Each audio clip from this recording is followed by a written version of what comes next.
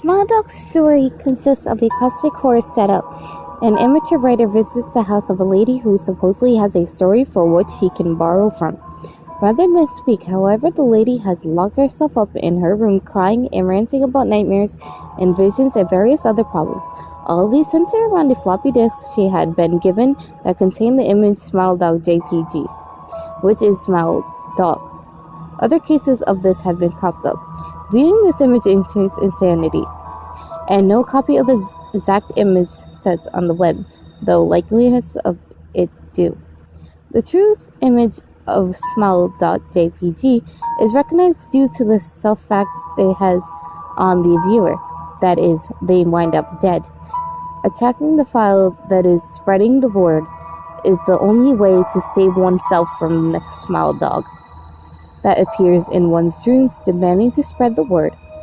Some say that the original legend began with an image of the devil, the pasta. I first met in person with Mary E. in the summer of 2000. I arranged with her husband of 15 years, Terrence, to see her for an interview. Mary had instantly agreed, since I was not a newsman but rather than an amateur writer, gathering information for a few early college assignments, and if all went according to plan, some pieces of fiction. We scheduled the interview for a particular weekend when I was in Chicago in unrelated business. But at the last moment, Mary changed her mind and locked herself in a couple bedroom, refusing to meet with me. For half an hour, I sat with Terrence and we camped outside the bedroom door. I listening and taking notes while he attempted fruitlessly to calm his wife. The things Mary said made little sense, but fit the pattern I was expecting, though I could not see her. I can tell from her voice that she was crying, and more often than not, she objects to speaking with me and center around the subject of her dreams, her nightmares. Terrence apologized freely, and we increased the exercise, and I did my best to take in his stride the recall I was a reporter in search of a story, but merely a curious young man in search of information. Besides, I thought at the time I would perhaps find another similar case if I put my mind and resources to it. Mary E. was a typo for a small Chicago-based bulletin board system in 1992 when she first encountered Smile.jpg, and her life changed forever. She and Terrence had been married for only 5 months. Mary was one of the estimated 400 people who saw the image when it was posted in a hyperlink on the BBS, though she is the only one who has spoken openly about the experience. The rest have remained anonymous or are perhaps dead.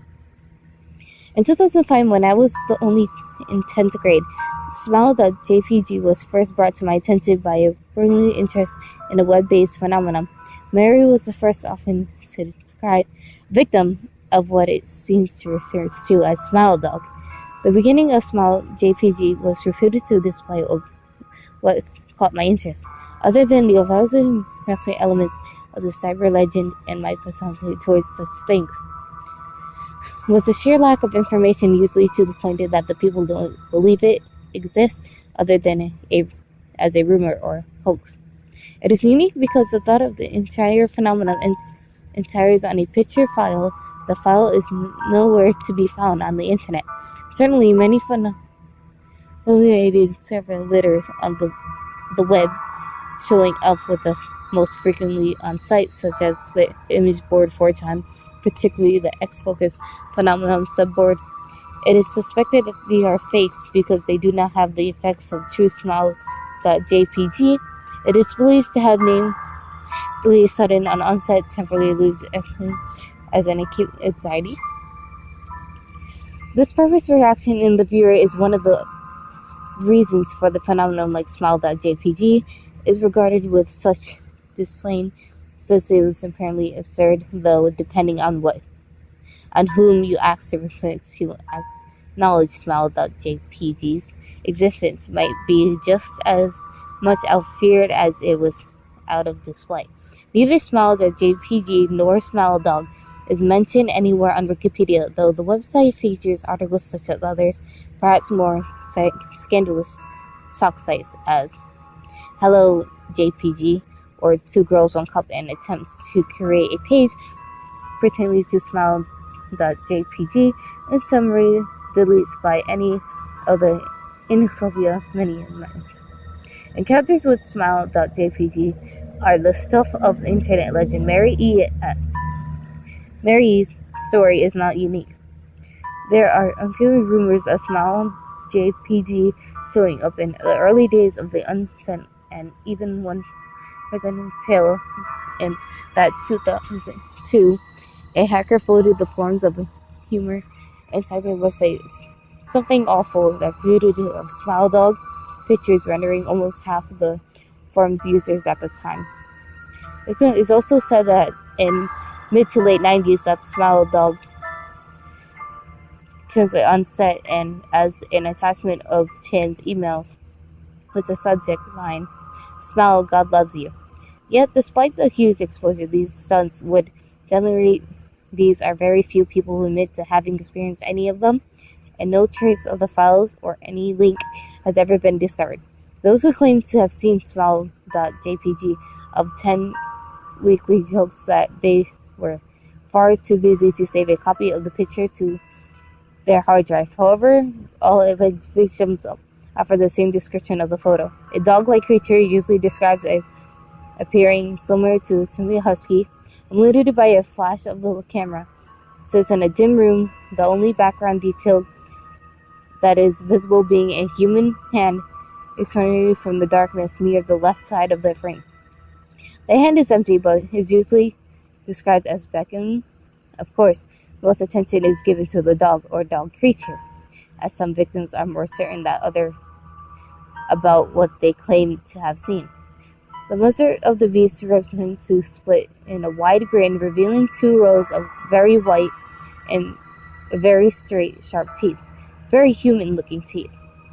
This, of course, is not description given the ultimate just likely after viewing the picture, but rather a recollection of the victims who claim they have seen the picture and this repeated in their minds during the time they are, in reality, having ever fits. These fit districts are reported to continue often while the victims sleep, resulting in very vivid and disturbing nightmares. This may be treated with medication, though insomnus is more effective than others. Mary E., I assume, was not affected on medication. That was why, after my visit in her apartment in 2007, I sent out letters to several folklore and urban legends organized for news groups, websites, and mailing lists, hoping to find the name of the supposed victim of smile.jpg,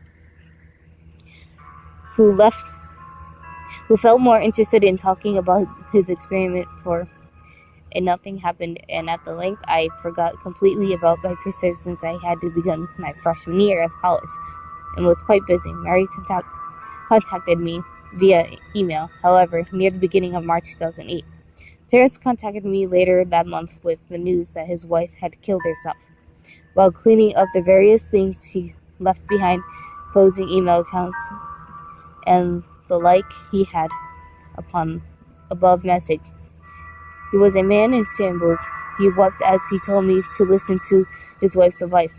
He found the listener revealed and burned it until he was nothing but a sinking pile of blackness plastic. The part that most disturbed him, however, was how the disc had hissed as it melted, like some sort of animal, he said.